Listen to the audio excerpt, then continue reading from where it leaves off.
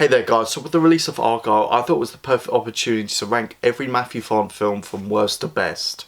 So at last place is Matthew Vaughn's directorial debut, Layer Cake. Now, I don't really have any major criticisms against Layer Cake because I know there's a lot of people out there who wouldn't put it at the bottom of this list. But there isn't anything to gravitate me, really. I mean, yes, this was the film that made Daniel Craig James Bond, and it does have the essence of early Guy Ritchie's films like Lock, Stock, Two Smoking Barrels and Snatch, and that makes sense since Matthew Vaughn produced them. And how I see Layer Cake, it's a great demo reel. I mean, to see what Matthew Vaughn could do as a director and what Daniel Craig could do as the leading man. But apart from that, I mean, the reason why it's at the bottom of this list because there isn't really anything that really pops or stands out, and I think it's because of the lack of fun in this movie. And number 7 is The King's Man. Now, I kind of feel sorry for this one in terms of his box office. This got delayed by like 2 years because of the pandemic, and when it eventually did come out, nobody saw it because Spider-Man No Way Home was a juggernaut at the box office. Now, The King's Man is an oddball. I mean, how I see the franchise, it's a spy action comedy, but you take that comedy aspect away, and whilst it does have the energy and the spirit of the previous two films, it tries to be much more serious, set in World War One with this outlandish plot. And the formality of how the Kingsman was created sounds like a cool idea, but everyone, including me, would rather have a Kingsman 3. And Rhys Ifans' character is so over the top and cringe. The best thing about this film was Ralph Fiennes as the leading man. I mean, he was that unexpected action star and he really brings that charisma to the film. And number 6 is the latest edition, Argylle. Now, I really want to like this one. It has the feels of the first Kingsman movie. And it starts off decently. Unfortunately, it loses momentum. There are some fun performances like Sam Rockwell and Bryce Dallas Howard, and Henry Cavill is the best part of this film, but there are some interesting twists, but it's in a lackluster script that wasn't funny most of the time, with some cringe-worthy, over-the-top, dodgy CGI action sequences. At number 5 is Kingsman: The Golden Circle. Now, I know there's a lot of people who would put this on the bottom of this list, and I don't blame you. I'm not saying this film is good, but to me, it's the best out of the weak bunch, in my opinion. Now, The Golden Circle is a step down from the first movie. From a narrative aspect, it takes the same story beats from the first movie. And the whole statesman idea sounded cool, but it's just poorly executed. Pedro Pascal was the only one that actually did something. And Channing Tatum was like front and center in terms of marketing, but he's only in the film for like 5 minutes. And the whole idea of Kingsman getting obliterated within the first 10 minutes, I just didn't like because it kind of loses my investment about the movie. And I kind of liked how they brought Colin Farrell back, but at the same time, it loses that emotional impact from the first movie. And look, Elton John, I like Elton John, but he was incredibly distracting in this movie. Julianne Moore as the villain, I like Julianne Moore, but in this film, it wasn't for me.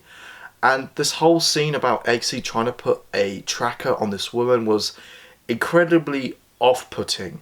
And the reason why it's at number 5, yes, it's not as engaging as the first movie, but it's definitely more engaging than my previous 3. And if you love the first Kingsman and you love that fun aspect, that explosive action, it's in this movie, but it's told in a mindless way, so I didn't mind it. And number 4 is Stardust. Now, this has grown on me over the past several years. Now, today it's weird to watch a pre-Daredevil Charlie Cox and a pre-Superman Henry Cavill. Now, to me, Stardust is a lightweight, little silly, self-aware, breeze fun watch. And the world building really stands out. And Matthew Vaughn really knocked it out of the park by telling this like true fantasy fairy tale-esque story. And whether it's Michelle Pfeiffer, Mark Strong, Ricky Gervais, Robert De Niro, the performances are like so over the top and cheesy, but so fun to watch. And number 3 is Kingsman: The Secret Service. Now, I kind of feel sorry for this one in today's standards because this film is associated with The Golden Circle and The Kingsman, which aren't really good films. So I don't want people to think, oh, the first Kingsman movie, and you think, oh god, the other two. Like, I think The Kingsman should just be on its own and just differentiate from the other two. Now, I remember seeing this film like 9 years ago. I thought this film looked stupid. I thought this film was going to be another Stormbreaker.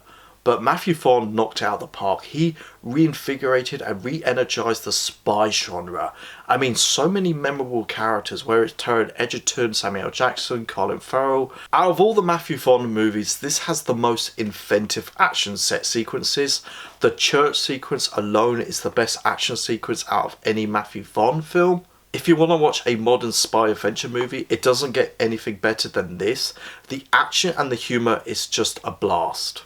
At number 2 is Kick-Ass. Now, I remember when this film came out back in like 2010, and this was the time when the comic book genre wasn't really a big deal, which is a good thing because there was nothing to compare it to when this film came out, and it really stands out, especially today. And it's a dark comedic approach about a vigilante without any superpowers, and also this film put Aaron Taylor Johnson and Chloe Grace Moretz on the map. It has a memorable performance by Nicolas Cage. I mean, Matthew Vaughn takes on the superhero genre, but gives it that grounded approach to it, but also he gives it his own attitude, his energy, his sense of humour. So my favourite Matthew Vaughn film is X-Men First Class. I mean, it's still one of the best X-Men films today. Now, I remember when this film came out, I mean, the X-Men franchise was kind of sidelined. I mean, the previous two films weren't well received, and everyone was talking about the MCU just starting and the Dark Knight trilogy.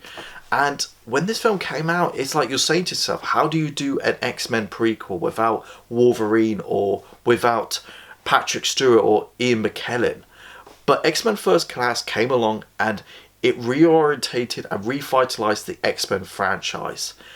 I mean, because it takes all these characters, these comic book characters, and sets them in a 1960s period piece. And because of it, it's much more serious and it feels much more like a breath of fresh air in this franchise. James McAvoy as the young Professor X is fantastic, but this film made me fall in love with Michael Fassbender. His scenes are incredible, whether it's like he's killing Nazis at the beginning, he's using memories of his mother to move massive objects, or at the end when he's agreeing to Sebastian Shaw, but he's still going to kill him for killing his mom. Jennifer Lawrence adds new layers to Mystique. For an X-Men film that has lesser X-Men characters, you don't really need to be a big fan of the X-Men franchise to appreciate this film. At its core, it's a great character study about these two people with different upbringings, but eventually become friends and respect each other.